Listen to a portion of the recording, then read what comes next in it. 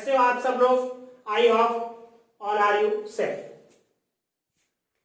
जैसा कि सबकी मांग को ध्यान में रखते हुए आज हम नया टॉपिक लेके आए, संख्याएं, नंबर्स। गणित की शुरुआत कहां से होती है? नंबर से होती है। कहां से होती है? नंबर से होती है, संख्याओं से गणित की शुरुआत होती है। तो हम जो है वो संख्याएं, आपको कौन कौन सी जो है वो संख्याएं होती है, उन संख्याओं में क्या क्या उनकी वेराइटी होती है, कैसी कैसी संख्याएं होती है, किस प्रकार से उनको लिखा जाता है, किस प्रकार से उनको पढ़ा जाता है, इन सब के बारे में आज अपन जो है वो चर्चा करेंगे। और बहुत ही आपके लिए जो है वो बहुत ही लंबा टॉपिक है, लेकिन एक शॉर्ट के अंदर मैं आपको बताऊंगा जो आपको जो है वो काफी समय से आप जो एक दिमाग में कंफ्यूजन लेके बैठे थे कि ये की संख्या क्या होती है, मुझे समझ में नहीं आ रहा है, कंफ्यूजन होता हूं। कभी पूछता है कि भाज्य संख्या क्या है, भाज्य संख्या को अभाज्य कह सकते हैं, भाज्य को पूर्ण कह सकते हैं, पूर्ण को प्राकृत कह सकते हैं। इस प्रकार से एक दूसरे के अंदर उलझे हुए क्वेश्चन आपसे पूछे जाते हैं और आप कंफ्यूजन हो जाते हैं। तो सीधा क्लियर है, कोई डाउट नहीं है। और इस डाउट को क्लियर करने के लिए अपन जो है वो आज एक टॉपिक लेके आए। इस टॉपिक को बहुत ही अच्छे से ध्यान से, और जो और भी किसी के हैं उनको सामने जो है वो आप इस जो है वो चैनल को जो है वो सब्सक्राइब करना, लाइक करना और शेयर करना न भूलें, और ताकि आने वाले जो है वो हर विद्यार्थी को ये जो है वो उसको जो डाउट पाल के जो बैठा था दिमाग में, उनके वो डाउट एकदम क्लियर हो जाए। और मुझे उम्मीद नहीं, पूर्ण विश्वास भी है कि आप खोलने से पहले ही उसको जो है वो सब्सक्राइबर, लाइक और बेल आइकन पे तो क्लिक बिल्कुल ही नहीं भूलोगे, क्योंकि बेल आइकन पे दबाने से आपके यहाँ से आने वाली हर वीडियोस की नोटिफिकेशन आपको मिलती रहेगी, जिससे जो है वो आप और आपके चाहने वाले जो भी है उन तक वो वीडियो सबसे पहले पहुंचेगी। तो मैं दूर रहकर भी हमसे वास्ता बनाए रखना, दूर रहकर भी हमसे वास्ता बनाए रखना। मुलाकात न सही क्योंकि कोरोना है, मुलाकात न सही क्योंकि कोरोना है, पर बातों का सिलसिला जारी रखना, बातों का सिलसिला जारी रखना। सू लो आसमान को ये है हमारी तमन्ना, सू लो आसमान को ये है हमारी तमन्ना, पर हम तक वापस आने का वास्ता रखना, पर हमसे वापस। टॉपिक है आज, मैं आपको सबसे पहले संख्याएं कौन कौन सी होती है अपन देखते हैं। संख्या आपने देखा 0, 1, 2, 3, 4, 5, 6, 7, 8 और 9 तक अंक होते हैं, जिनको हिंदी भाषा के अंदर क्या कहा जाता है? अरेबिक अंक कहा जाता है। क्या कहा जाता है? अरेबिक अंक कहा जाता है। क्या कहा जाता है? अरेबिक अंक। और अरेबिक अंकों से ही अपनी जो है वो गणित की शुरुआत होती है। अब इन अंकों से जो है वो आप कैसे जो है वो संख्याओं का जो निर्माण करोगे और कौन कैसी संख्याएं बनेगी, उनको अपन कैसे पढ़ेंगे, तो मैं आपको थोड़ा थोड़ा बताऊंगा वो टॉपिक जो बिल्कुल छोटे छोटे हैं, जिनकी बारे में सिर्फ आपको जानकारी ही चाहिए। तो मैं इन संख्याओं से बनने वाली जो है वो आप संख्याओं को पढ़ोगे कैसे, तो देखो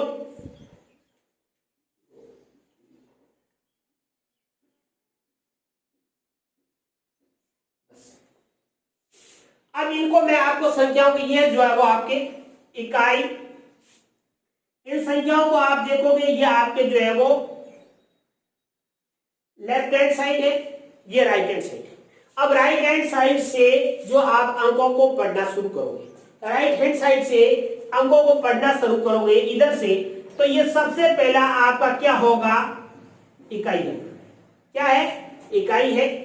इकाई के बाद में नंबर 2 आपके दहाई, दहाई के बाद में सैकड़ा, दहाई के बाद में क्या है? सैकड़ा, सैकड़ा के बाद में हजार, हजार के बाद में 10,000 और 10,000 के बाद में लाख, लाख के बाद 10 लाख और फिर आ जाएगा करोड़, फिर आ जाएगा 10 करोड़, जो है वो लाख, 10 लाख, करोड़, 10 करोड़, और फिर आ जाएगा आपके अरब, और फिर आ जाएगा आपके 10 अरब। 10 संख्याएं आगे और भी होती है, लेकिन आपको 10 अरब तक संख्याओं के बारे में मैं बता रहा हूं, जो है इतना आगे नहीं है आपके, तो इकाई का अंक इकाई, दाई, सैकड़ा, हजार, 10,000, लाख, 10 लाख और करोड़, 10 करोड़ और 10 करोड़ के बाद अरब और 10 अरब। 10 अरब तक संख्याएं लिखी हुई हो, उन संख्याओं को आपको कैसे पढ़ना है। संख्याएं लिखी हुई है, उन संख्याओं को आप कैसे पढ़ोगे, उन अंकों का कैसे आप जो है वो ये देखना है। अब सबसे पहले आपको इकाई में जो अंक होता है वही रहता है, लेकिन इकाई और दहाई का जो मामला है इन दोनों को आपको साथ में पढ़ना है।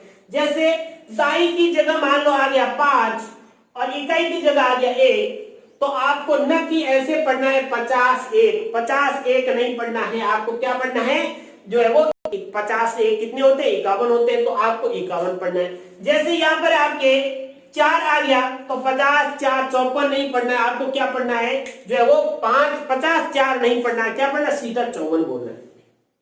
अब सैकड़ा के अंदर कोई अंक आया जैसे 5, तो आप क्या पढ़ोगे 500।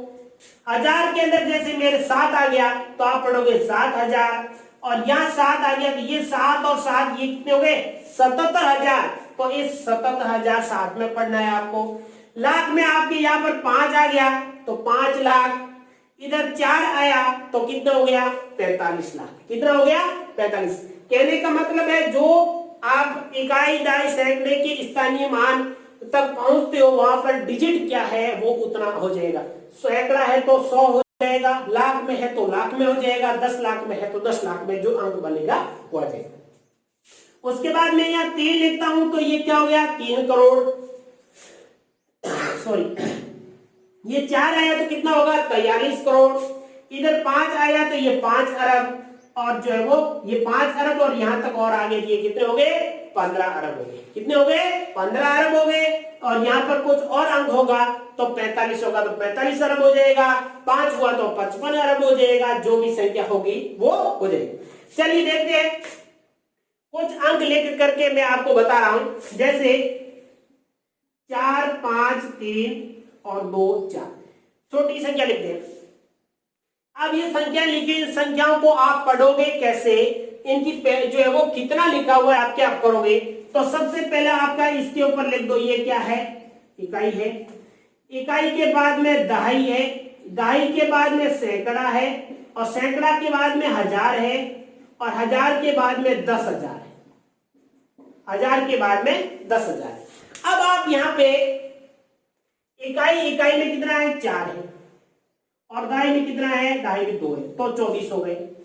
अब सैकड़ा में कितना है 3 है तो 300, हजार में कितना 5 है तो 5,000, और 10,000 में कितना 4 है तो कितना हो जाएगा 45,000। कितना हो जाएगा, तो आपके हो गया 45,324। आपका जो है वो इसको पढ़ के 45,324 इसको आप पढ़ करके बताओ। ये तो हुआ अंकों में लिखा हुआ है, उसको आप शब्दों में कैसे जो है वो आप बताओगे, वो अंकों में लिखी हुई संख्या को शब्दों में, तो वो याद रखना इकाई, दाई, सैकड़ा, हजार, 10,000, लाख, 10 लाख, करोड़, 10 करोड़, अरब और 10 अरब। 10 अरब तक संख्या में आप बड़ी संख्या लेके बता रहा हूं आपको। जैसे 4 5 2 4 6 3 और 4, एक और लिख देता हूं 7। अब आप पढ़ोगे किया जाएगा इकाई का, दहाई का, सैकड़ा, हजार, 10,000, लाख, 10 लाख, करोड़, तो आंसर क्या आया 4 करोड़। लिख दो 4 करोड़, यहां लिख दिया हिंदी के अंदर 4 करोड़, 4 करोड़। इकाई, दाई, सैकड़ा, हजार, 10,000, लाख, 10 लाख, कितने लाख है 52 लाख।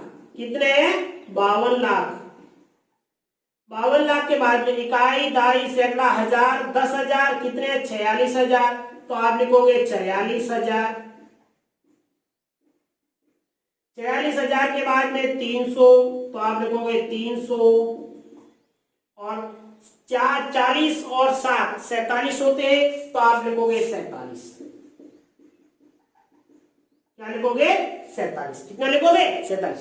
तो ये तो हुआ अपने अंकों में लिखी हुई संख्या को आप शब्दों में किस प्रकार से जो है वो बताओगे, इसके बारे में अपन ने पढ़ा।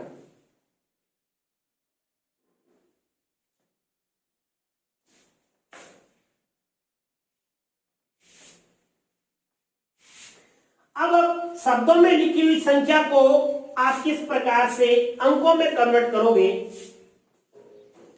तो क्या लिखा हुआ है देखो, मैं यह लिख के बता रहा हूं आपके।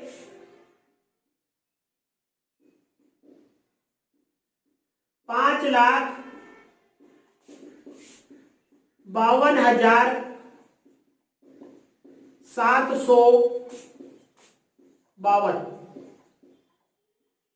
ये लिखा हुआ है। इसमें लिखा हुआ है, शब्दों में लिखा हुआ है, इसको आपको अंकों के अंदर लिखना है। इसमें लिखना है, अंकों के अंदर लिखना है।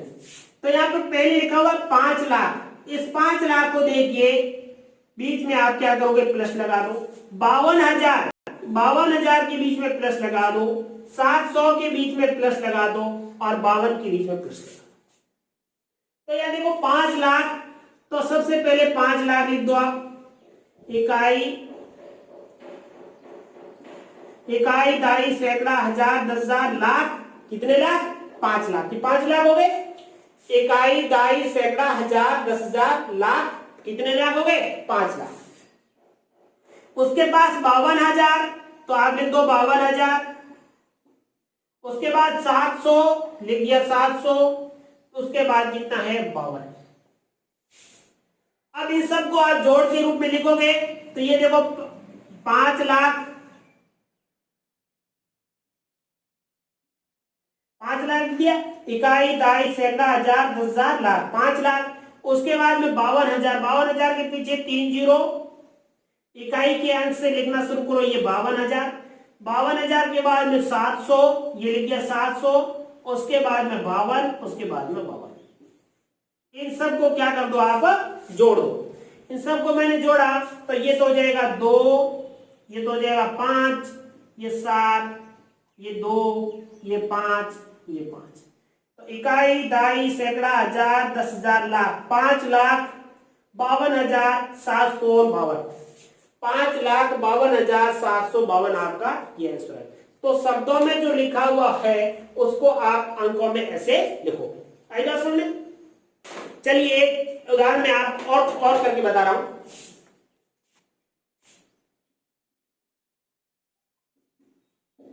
पांच करोड़ 3 लाख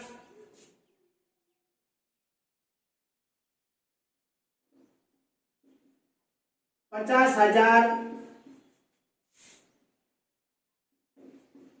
927। ये मैंने लिखा किसमें, शब्दों में लिखा। इस शब्दों में लिखे हुए को आप अंकों में किस प्रकार से कन्वर्ट करोगे। देखो 5 करोड़ क्या है, 5 करोड़, तो आप लिख दो आप 5 करोड़। इकाई, दाई, सैकड़ा, हजार, 10,000, लाख, 10 लाख, करोड़, कितने करोड़ हो गए, 5 करोड़। प्लस 3 लाख, इकाई, दाई, सैकड़ा, हजार, 10,000, लाख, कितने लाख, 3 लाख। प्लस 50,000, ये 50,000 प्लस 900, ये 900 प्लस 27 प्लस 27, मिले क्या। अब इन सबको क्या कर दो, जोड़ दो, तो ये हो जाएगा आपके 5 लाख, 5 करोड़। इकाई, दाई, सैकड़ा, हजार, 10,000, लाख, 10 लाख, करोड़, कितने करोड़, 5 करोड़। और फिर 3 लाख, 3 लाख हो जाएगा आपके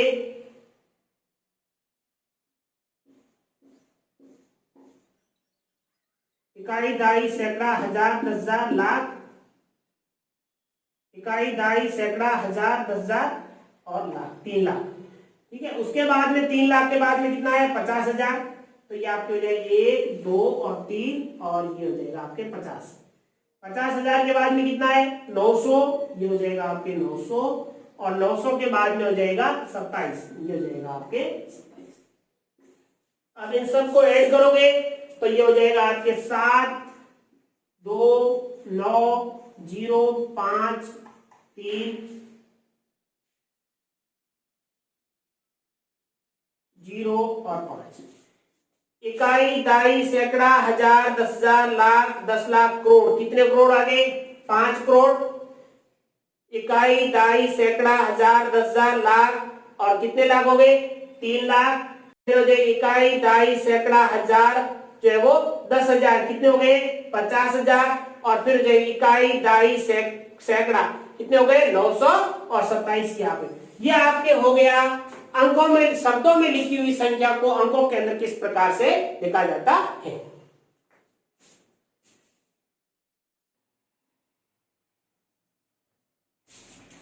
तो चलिए ये आपके आ गया, इनको आप देखोगे तो शब्दों में लिखे हुए अंकों की कितना आ गया 5 0 3 5 0 9 2 और 7, ये क्या आ गया 5 करोड़ और 3,50,000, 5 करोड़ 3,50,927 आंसर आ गया। और इसका आंसर कितना आया इसका 5,55,2,752, 5 लाख इकाई, दाई, सैकड़ा, हजार, 10,000, लाख, 5 लाख इकाई, दाई, सैकड़ा, हजार, 10,000, 52 लाख और 752, ये इसका आंसर है। ये तो था अपने जो है वो अंकों में, शब्दों में लिखा हुआ उसको अंकों के अंदर। अब अपन अंकों में लिखा हुआ को शब्दों में लिखना, शब्दों में लिखे हुए अंकों में लिखना आपने सीख लिया। अब अपन देखते हैं कि संख्याएं कितने प्रकार की होती है। चलिए क्या देखते हैं, संख्याएं कितने प्रकार की होती हैं।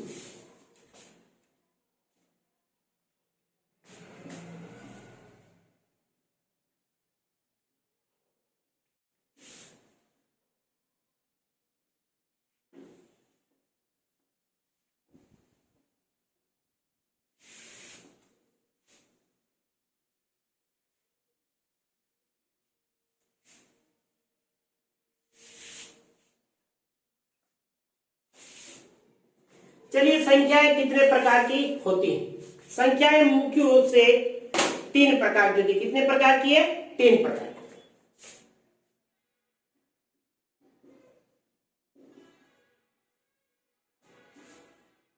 कितने प्रकार की होती है, पहला है वास्तविक संख्या,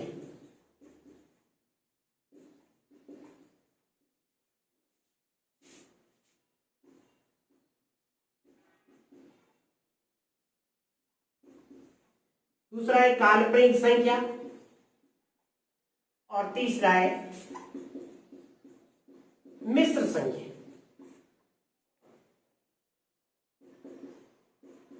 मिश्रित, कैसी मिश्रित, वास्तविक संख्या, काल्पनिक संख्या और मिश्रित संख्या। अब आपके सामने जो ये मैंने चार्ट बना रखा है ये सब कैसी संख्याओं का है, वास्तविक संख्याओं का। कैसा है, वास्तविक संख्याओं। और अवास्तविक संख्या क्या होती है, आपने एक संख्या रेखा ली, इस संख्या रेखा पर जो भी अंक आ रहे हैं जिनको आप दर्शा सकते हो वो सब क्या है, वास्तविक, रियल नंबर है। वो क्या है, वास्तविक नंबर है, रियल नंबर है। इनको क्या कहा जाता है, आपके वास्तविक संख्याएं कहा जाता है। क्या कहा जाता है, वास्तविक। तो ये जो वास्तविक संख्या होगी, प्राकृत, परिमेय, पूर्ण, अपरिमेय, पूर्णांक, भाज्य, अभाज्य, सहभाज्य, विषम, सम, ये सारी संख्याएं क्या कहलाएगी, ये रियल नंबर है, वास्तविक संख्याएं है। अब आती काल्पनिक संख्याएं क्या होती है।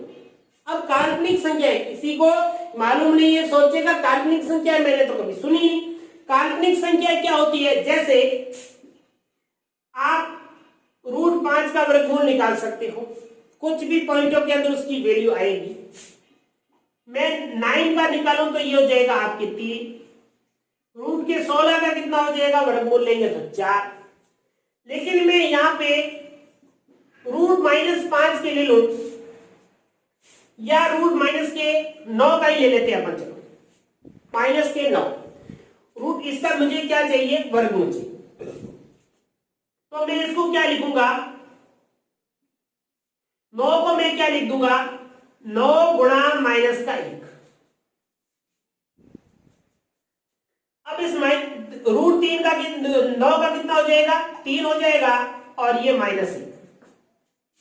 और माइनस में जो भी संख्याएं होती है जिनका वर्गमूल लेना होता है उसको जो है वो आई से नोटेट करते हैं, इयोटा कहते हैं, जिसको क्या बोला जाता है, इयोटा बोला जाता है आई से। तो ये हो जाएगा 3 जो आई लिखा या 3 आयोटा मैंने आई लिखा आयोटा, ये जो क्या है एक काल्पनिक संख्या है। तो जिसके साथ में रूट के अंदर कोई माइनस वाली संख्या आ जाए, जिनका जो है वो काल्पनिक संख्या होती है, वास्तविक संख्या नहीं होती है, जिनको आप दर्शा नहीं सकते, ये एक सिर्फ क्या है कल्पना है। तो इस संख्या को मैं क्या बोलूंगा काल्पनिक संख्या। अब नंबर 3 है मिश्रित संख्या। वास्तविक संख्या और काल्पनिक संख्या को जब साथ में लिखा जाता है तो वो क्या कहलाएगी मिश्रित संख्या कहलाएगी। क्या कहलाएगी मिश्रित संख्या। तो आपको ध्यान रहा होगा कि संख्या को टोटल कितने प्रकार की होती है, वास्तविक संख्या, काल्पनिक संख्या और मिश्रित संख्या। वास्तविक संख्या कौन सी होती है, जो रियल नंबर होते हैं, जिनको जो है वो आप ये सारे मैंने लिखा रखे वो सब रियल नंबर है। आप रियल नंबर के बारे में अपन विस्तार से पढ़ेंगे। उसके बाद काल्पनिक संख्या कौन कौन सी होती है, इन काल्पनिक संख्याओं के बारे में भी अपन विस्तार से पढ़ेंगे कि काल्पनिक संख्याएं कौन कौन सी होती है। तो ये काल्पनिक संख्या है जो है वो जिनको आप जो है वो क्या बता सकते हैं, ये जो है वो काल्पनिक संख्या है जिनका जो है वो आप माइनस के अंदर जो मान निकाला कर जाता है, ये तो जो है वो रियल है, लेकिन जो है वो इनके अंदर जो भी माइनस का चिन्ह आ जाएगा, -3, -4, -4 का कितना हो जाएगा, 4 का तो 2 होता है, लेकिन जो है वो माइनस वाली संख्या क्या हो जाएगा आयोटा। तो ये कैसी संख्या कहलाएगी, आपके काल्पनिक संख्या कहलाएगी। और मिश्रित संख्या जो रियल नंबर और काल्पनिक नंबर इन दोनों का जो मिश्रण होगा वो मिश्रण क्या कहलाएगा, आपके मिश्रित संख्या कहलाएगी। ये आपके संख्याएं होगी। अब अपन विस्तार से पढ़ेंगे कि जो संख्याएं हैं, नंबर्स है, इस नंबर्स को जो है वो आप कैसे कितने प्रकार का होता है, कितने वैरायटी होती है, इस नंबर्स के बारे में अपन वास्तविक संख्याओं के बारे में अपन पढ़ेंगे। तो चलिए शुरू करते हैं वास्तविक संख्याओं से।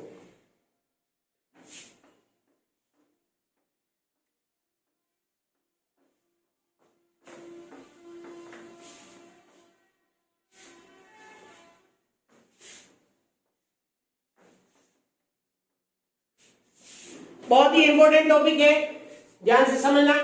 अब आपके सामने जो है वो अब मैंने लिखा संख्याएं मुख्य रूप से जो है वो 3 प्रकार की होती है।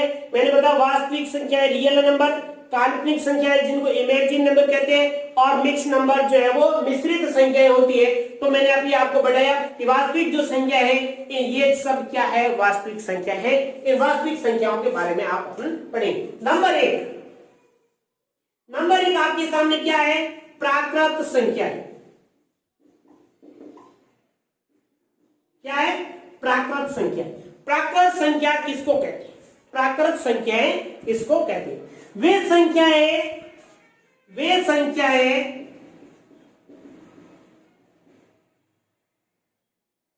संख्याएं जो 1 से 1 शुरू हो, वे संख्याएं जो 1 से शुरू होती है वो प्राकृत संख्याएं कहलाएंगी। 1, 2, 3, 4, 5 इस प्रकार सॉरी वे संख्याएं जो 1 से प्रारंभ हो वो क्या कहलाती है, प्राकृत संख्याएं कहलाती है। प्राकृत संख्याएं जिनको नेचुरल नंबर कहते हैं, वो नेचुरल नंबर कहां से प्रारंभ होते हैं, 1 से प्रारंभ होते हैं। तो आपसे ऐसे पूछा जाएगा कि प्राकृत संख्याओं में सबसे छोटी संख्या कौन सी है, प्राकृत संख्या में सबसे छोटी संख्या 1। प्राकृत संख्याओं में सबसे छोटी जो है वो भाज्य संख्या कौन सी है, प्राकृत संख्या में सबसे छोटी अभाज्य संख्या कौन सी। ऐसे एक दूसरे के अंदर जो है वो मिश्रित करके क्वेश्चन पूछे जाते हैं। तो ये सब जब आप जवाब दे पाओगे, जब ये सब के बारे में आपको विस्तृत एकदम जानकारी हो कि प्राकृत क्या होती है, परिमेय क्या, अपरिमेय क्या, पूर्ण क्या, पूर्णांक क्या। चलिए ये आपकी प्राकृत संख्या होगी। प्राकृत संख्या 1 से प्रारंभ होती है और अनंत तक चलती है, वो क्या कहलाती है, प्राकृत संख्या कहलाती है। अब उसके बाद में पूर्ण संख्या, नंबर 2 क्या है, पूर्ण संख्या।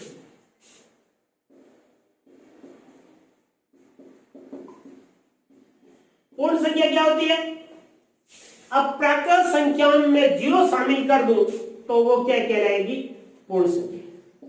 पूर्ण का मतलब क्या, पूर्ण जो अनंत तक, जीरो से प्रारंभ होकर के जो अनंत तक चले वो क्या कहलाती है? पूर्ण संख्याएं कहलाती है। क्या कहलाती है? पूर्ण संख्याएं कहलाती है। तो आपकी पूर्ण संख्या कहां से प्रारंभ हो रही है? जीरो से। तो अब पूर्ण संख्या में सबसे छोटी संख्या कौन सी है? जीरो। क्या पूर्ण संख्याओं को प्राकृत संख्या कह सकते हैं? क्या पूर्ण संख्याओं को प्राकृत कैसे? क्या पूर्ण संख्याओं में प्राकृत है? देखो यहां से लेकर के यहां तक मुझे प्राकृत अंदर मौजूद है। प्राकृत इन पूर्ण संख्याओं के अंदर प्राकृत संख्याएं मौजूद है, तो इसका मतलब पूर्ण संख्याओं को आप प्राकृत संख्या कह सकते हो। इसका उल्टा करते हैं अपन, अपोजिट। क्या सभी प्राकृत संख्याएं पूर्ण होती है? सभी प्राकृत संख्याएं पूर्ण तो होती है, लेकिन सभी पूर्ण संख्याएं प्राकृत नहीं होती है। यह आपका जो शून्य है वो शून्य गड़बड़ कर रहा है। तो ऐसे एक दूसरे से रिलेटेड क्वेश्चन पूछे जाते हैं। तो आप ध्यान रखना, पूर्ण संख्या कहां से प्रारंभ होती है? जो है वो जीरो से प्रारंभ होकर के और अनंत तक चले तो वो संख्या क्या कहलाती है? पूर्ण संख्या कहलाती है। अब नेक्स्ट है परिमेय संख्या। नेक्स्ट क्या है? परिमेय संख्या।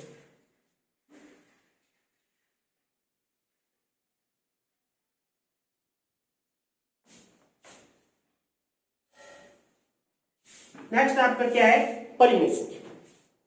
परिमेय संख्या की परिभाषा क्या होती है? वे संख्याएं जिनको p बटा q के रूप में लिखा जाता है।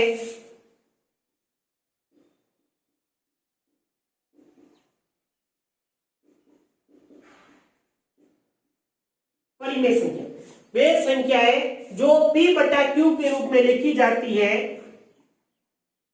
लेकिन कंडीशन क्या है कि q is equal to not zero. ये शर्त जो है वो यहां पे अप्लाई हो रही है कि वे सभी संख्याएं जो p बटा q के रूप में लिखी जाती है उन संख्याओं को परिमेय संख्या। परिमेय का मतलब क्या होता है? काउंट करना। आप उनको बता सकते हैं कि ये संख्या कितनी है, वो सभी परिमेय संख्या कहलाती है। तो परिमेय संख्या को मतलब p बटा q के रूप में भिन्न के रूप में लिखा जाता हो, लेकिन q बराबर हर में कभी जीरो नहीं होना चाहिए। जीरो हुआ तो वो संख्या परिमेय नहीं कहलाएगी। तो आई बात समझ में? ये आपकी परिमेय संख्या कहलाएगी। एक मैं आपको चार्ट बना के मैं बता देता हूं।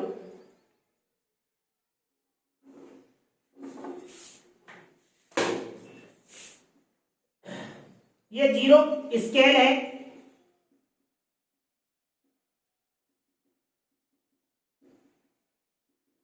ये स्केल। इस स्केल के ऊपर ये जो है वो एक से प्रारंभ होकर के और अनंत तक चले वो संख्याएं कहलाती है प्राकृत। इसमें जीरो को शामिल कर लिया जाए तो क्या कहलाती है? पूर्ण। और परिमेय के अंदर क्या होगा?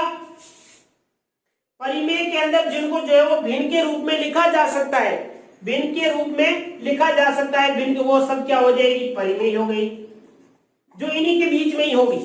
इनके बीच में ही होने वाली सभी संख्याएं जो है वो क्या कहलाएगी? परिमेय। अब पूर्णांक यहां से लेकर के यहां तक जो माइनस और प्लस, माइनस से लेकर के और प्लस के बीच में आने वाली सभी संख्याएं जो क्या कहलाएगी? पूर्णांक कहलाएगी। तो ये आपके प्राकृत संख्या हो गई, पूर्ण संख्या हो गई और परिमेय संख्या हो गई, और परिमेय के बाद में आपके अपरिमेय संख्या। अब अपरिमेय संख्या क्या होती है? परिमेय संख्या हो गई, उसके बाद में आता है आपके अपरिमेय संख्या।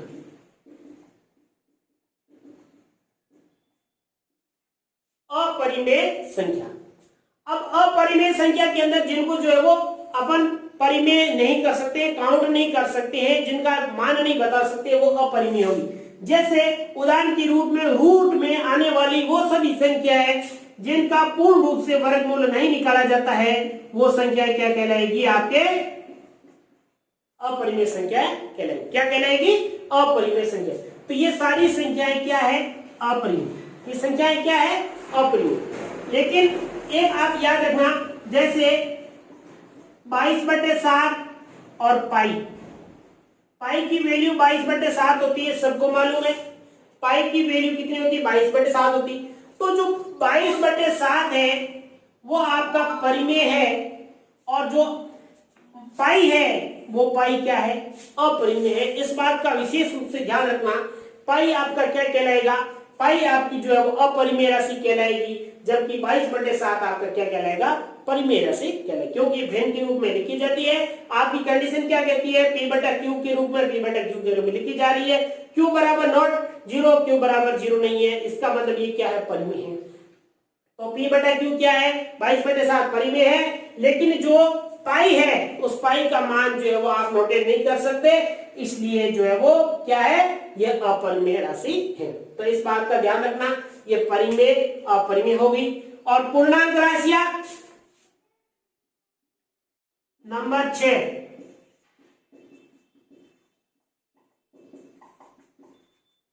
पूर्णांक राशियां, पूर्णांक क्या होती है, जो माइनस से लेकर के, यहां आप देख रहे हो -4 से लेकर के +4 के बीच में आने वाली सभी संख्याएं क्या कहलाएगी, पूर्णांक कहलाएगी। माइनस की संख्या, नेगेटिव संख्या और पॉजिटिव संख्याएं, सभी वास्तविक जो रियल नंबर होंगे वो सब पूर्णांक कहलाएंगे, वो सब क्या कहलाएंगे, पूर्णांक कहलाएंगे। तो माइनस से लगा करके और प्लस के बीच में जो भी संख्याएं आएगी वो सारी क्या कहलाएगी, पूर्णांक कहलाएंगी। तो ये आपके पूर्णांक हो गया। उसके बाद में अपन चलते हैं भाज्य और अभाज्य संख्या, भाज्य और अभाज्य संख्या।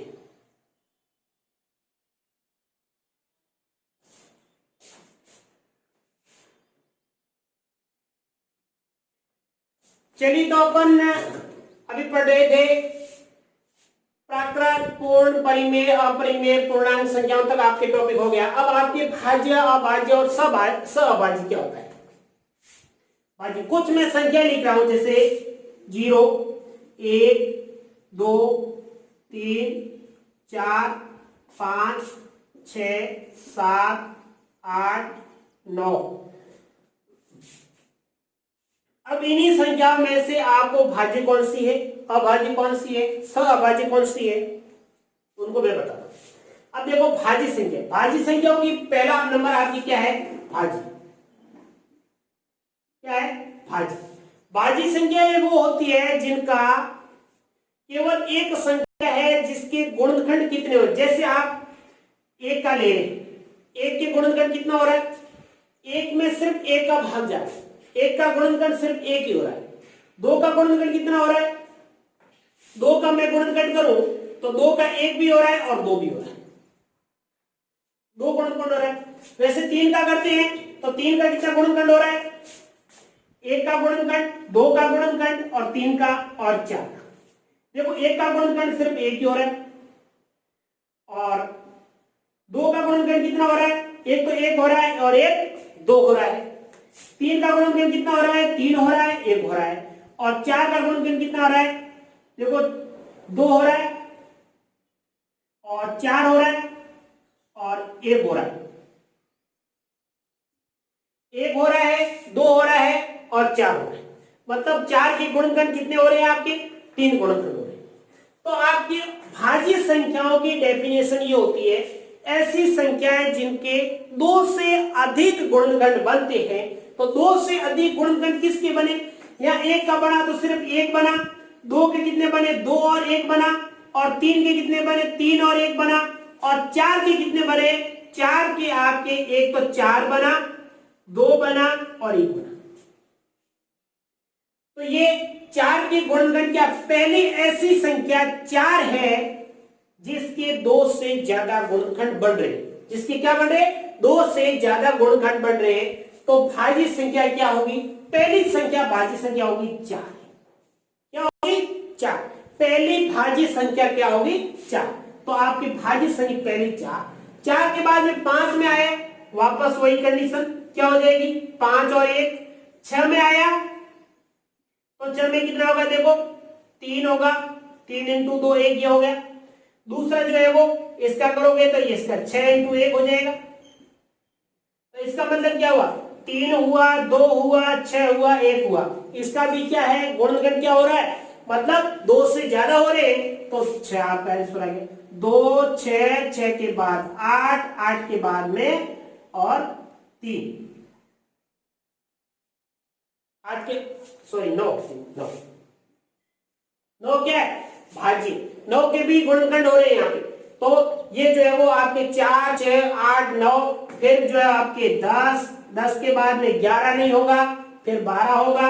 इस प्रकार से ये संख्याएं क्या कहलाएगी, भाज्य संख्याएं कहलाती। तो भाज्य संख्याओं की परिभाषा क्या हुई कि वह संख्याएं जिनके 2 से ज्यादा गुणनखंड होते हो वो संख्याएं भाज्य संख्याएं कहलाएंगी। वो संख्याएं भाज्य संख्याएं कहलाएंगी। 4, 6 और 8 इस प्रकार से ये क्या है, भाज्य संख्या। उसके बाद में अभाज्य संख्या। उसके बाद में अभाज्य संख्या। अभाज्य संख्या वे है जिनके 2 से ज्यादा गुणनखंड नहीं होते हैं, वो क्या कहलाएगी, अभाज्य संख्या कहलाएगी। क्या, जैसे यहाँ पे जिनके 2 गुणनखंड तो होने चाहिए, 2 गुणनखंड होने चाहिए, वो संख्या क्या कहलाएगी, भाज्य संख्या कहलाएगी। जिसमें से 2 गुणनखंड, जैसे 2 का लिया तो 2 भी गुणनखंड है, 1 गुणनखंड है।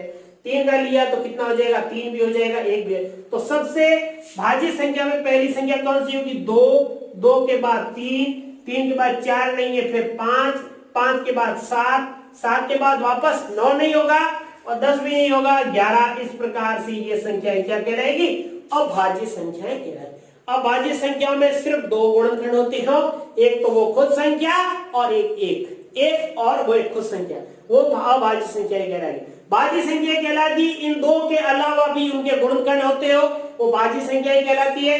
और सहअभाज्य संख्या, सहअभाज्य संख्या क्या होगी, 2 ऐसी संख्या ले ली मैंने, जैसे मैं 2 और 3, क्या ले ली, 2 और 3।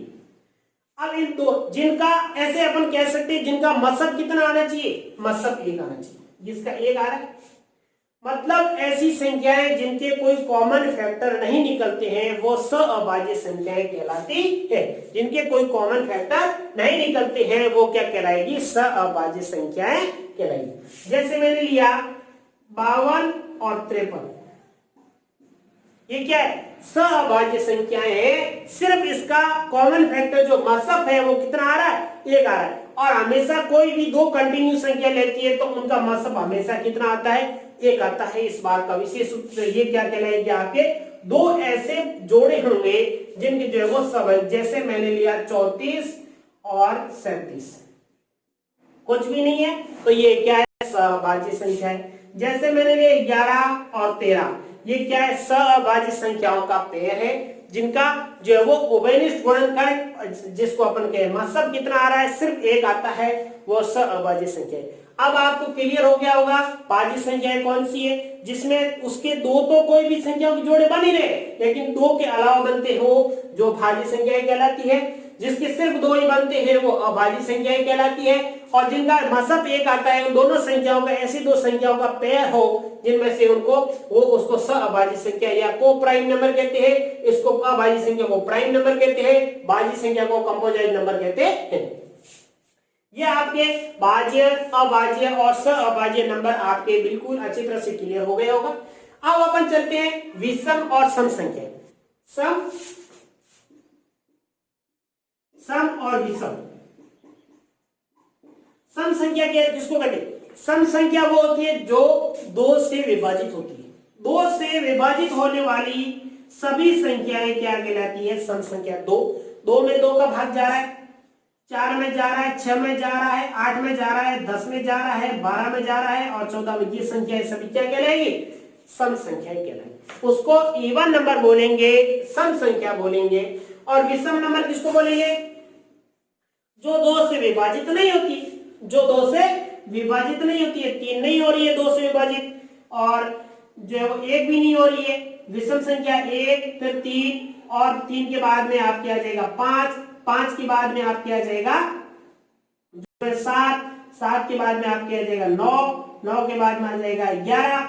इस प्रकार से ये संख्याएं विषम संख्याएं कहलाएगी। क्या कहलाएगी, विषम संख्याएं कहलाएगी। इनको अपन विषम संख्या कहते हैं। अब क्वेश्चन ऐसे पूछा जाता है, क्या सम को विषम कह सकते हैं, जो है वो भाज्य को अभाज्य कह सकते हैं, अभाज्य क्या इस प्रकार से आपस में एक दूसरे में रिलेशन। तो भाज्य संख्या, क्या भाज्य संख्याओं में सभी अभाज्य संख्याएं होती है? क्या मेरा क्वेश्चन क्या है, क्या सभी भाज्य संख्याओं में अभाज्य संख्याएं है? नहीं, सिर्फ अभाज्य संख्याएं कहां से शुरू हो रही है, 4 से शुरू हो रही है, ये 2 से शुरू हो रही है, तो नहीं है, एक भी नहीं है। इसका आपस में भाज्य और अभाज्य आपस में दोनों का डेफिनेशन अलग है, कोई एक दूसरे की संख्या आपस में मैच नहीं करेगी। अब उसके बाद में आपके जो है वो सम इसमें मौजूद होगी भाज्य के अंदर। अब सम संख्या कहां से शुरू होती है? 2 से शुरू हो रही है। भाज्य संख्या कहां से शुरू हो रही है? 4 से शुरू हो रही है। तो क्या सभी सम संख्याएं भाज्य संख्याओं में होती है? नहीं होती है। सबसे छोटी भाज्य संख्या 4 है, जबकि सबसे छोटी सम संख्या 2 है। इसलिए सभी सम संख्याएं भाज्य संख्याओं में मौजूद नहीं है, लेकिन सभी भाज्य संख्याएं सम संख्याओं के अंदर मौजूद होती है। तो ये भाज्य, अभाज्य, सम, विषम, इन संख्याओं के बारे में आपने विस्तार से पढ़ा और मुझे पूर्ण विश्वास है बहुत ही अच्छी तरह से आपको टॉपिक क्लियर हो गया होगा। यदि आपको कोई डाउट हो, क्लियर नहीं हो, तो कमेंट बॉक्स में कमेंट करें, मैं वापस समझा दूंगा। लेकिन आपके टॉपिक ये जो है वो एक बार देखने के बाद में जो आपको लाइफ में कभी भी इन संख्याओं के बारे में कभी जो डाउट नहीं होना चाहिए। किसी को डाउट लगे तो मुझे कमेंट बॉक्स में कमेंट करें, मैं आराम से वापस बता दूंगा। तो ये आपके टॉपिक मुझे पूर्ण विश्वास है आपके अच्छा लगा होगा। यदि अच्छा लगा है तो जो है वो लाइक और जो है वो बेल आइकन दोनों तो बनते ही हैं। इसलिए आपसे अनुरोध रहेगा कि जो है वो सब्सक्राइब, शेयर और लाइक बटन पर क्लिक करना न भूलें। धन्यवाद। आज की क्लास यही खत्म करते हैं। नेक्स्ट क्लास जो है वो इंतजार मत करना कि अगली क्लास आएगी उसमें देखिए, नहीं, इंतजार नहीं करना। छोटा सा एक स्लोगन बोलता हूं, जो है वो इंतजार करने वालों को वही मिलता है, इंतजार करने वालों को वही मिलता है जो कोशिश करने वाले छोड़ जाते हैं। कोशिश करने वाले जो छोड़ते हैं वही मिलता है। इसलिए इंतजार नहीं करें और जो है वो बेल आइकन दबा दें, ताकि जो है वो हर समय आने वाली नोटिफिकेशन किसी और